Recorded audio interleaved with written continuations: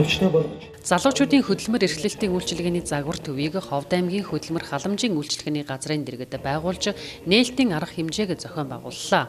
Нээлтийн үйл ажиллагаанд Ховд аймгийн иргэдийн төлөөлөгчдийн хурлын дарга Пүрэвганд, аймгийн засаг даргын орлогч Уран Чимэг, аймгийн хөдөлмөр халамжийн үйлчилгээний газрын дарга Бэлэг Дэмбэрэл, Ховд их сургуулийн захирал Сайнбаяр, Ховд хөгжил политехник коллежийн дэд захирал Гема, залуучуудын хөдөлмөр эрхлэлтийг дэмжих төслийн захирал Инх Туя, залуучуудын хөдөлмөр эрхлэлтийг дэмжих төслийн зөвлөх Иван Тагч, залуучуудын хөдөлмөр эрхлэлтийг дэмжих төслийн үндэсний зөвлөх нар мандах нарын хүмүүс оролцлоо.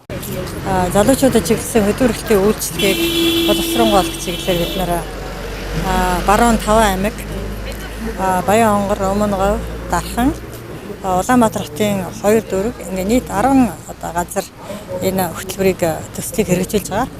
За энд болохоор гол нь бид нэр хууль эрхцэн орчинд залуучуудын хөдөлмөр эрхлэлтийг дэмжих хууль эрхцэн орчныг боловсронгуйлах чиглэлээр нийгмийн хамгаалалт хөдөлмөрийн яам мөн залуучуудын хөдөлмөр эрхлэлтийн үйлчлэгийг боловсронгуйлах чиглэлээр орон нутгийн хөдөлмөр халамж үйлчлэгээний газруудтай хамтарч ажиллаж байгаа. Тэгээ өнөөдөр Ховд аймагт анх удаа бид нар залуучуудад чиглэсэн хөдөлмөр эрхлэлтийг дэмжсэн ажлын байрыг нэмэгдүүлэхэд чиглэсэн ийм загвар төвийг байгуулж байгаа. Тус загвар төв нь хөдөлмөрийн зах зээлд хөл тавьж байгаа залуучууд, ялангуяа дөнгөж сургууль төгссөн ажлын туршлага багтаа залуучуудыг идэвхжүүлэхэд чиглэсэн хөдөлмөр эрхлэлтийн хэд хэдэн шинэ үйлчилгээ арга хэрэгслийг нэвтрүүлэх юм а.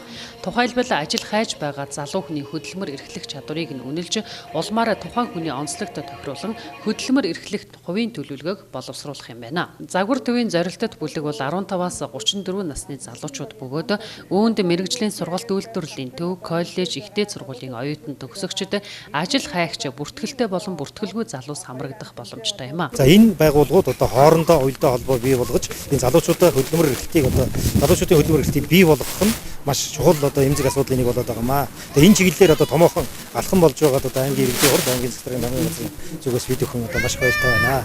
Гарааны бизнес эрхлэх сонирхолтой байгаа залууст мөн загвар төвөөс чиглүүлэг өгч аймгийн хөдөлмөрийн хилцээс тэднийг дэмжихэд чиглэсэн үйл ажиллагааг хэрэгжүүлэх боломж бүрдэж байна.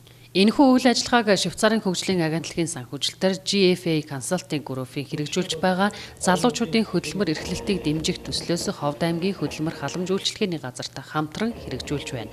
Энэхүү төвд шаардлагатай компьютер техник хэрэгсэлд төслөөс нийт 25 гаруй сая төгрөгийн хөрөнгө оруулалт хийж төвийн ажилтнуудыг шат дараалсан сургалт чадварыг бэхжүүлэх арга хэмжээнд хамруулсан байна.